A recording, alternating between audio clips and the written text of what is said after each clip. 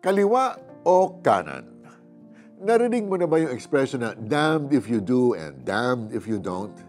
It means na kahit na ano pa ang maging desisyon mo about something, ikaw pa din ang lalabas na mali. Kumaliwa man o kumanang ka man, ikaw ang may kasalanan.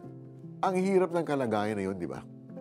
We will make many hard decisions in life, kapatid. It may make or break your relationship with others, even sa mga mahal mo sa buhay, or may result in losing jobs, opportunities, or favor.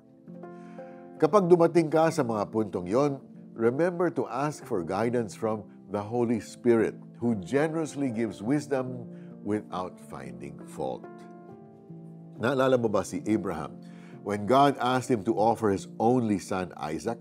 Or si Joseph the carpenter, who was betrothed to be married kay Mary na ipinagbubuntis na si Jesus by the power of the Holy Spirit?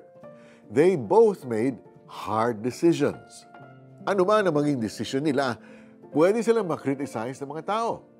Alam nila na mahirap ang kahit anong desisyon, but they persevered in obeying God, doing what He wanted them to do.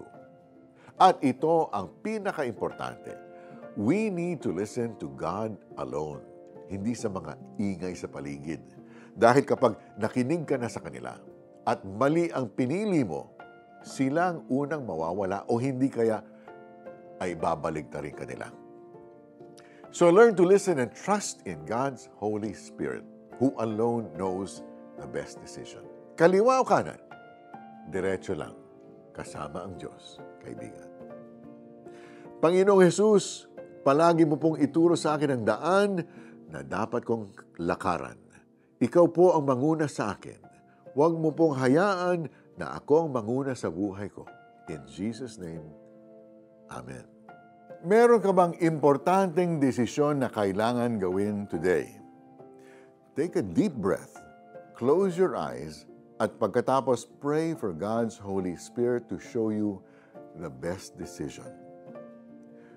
Saan man kayo pumaling, sa kaliwa o sa kanan, maririnig ninyo ang kanyang tinig na nagsasabing, ito ang daan.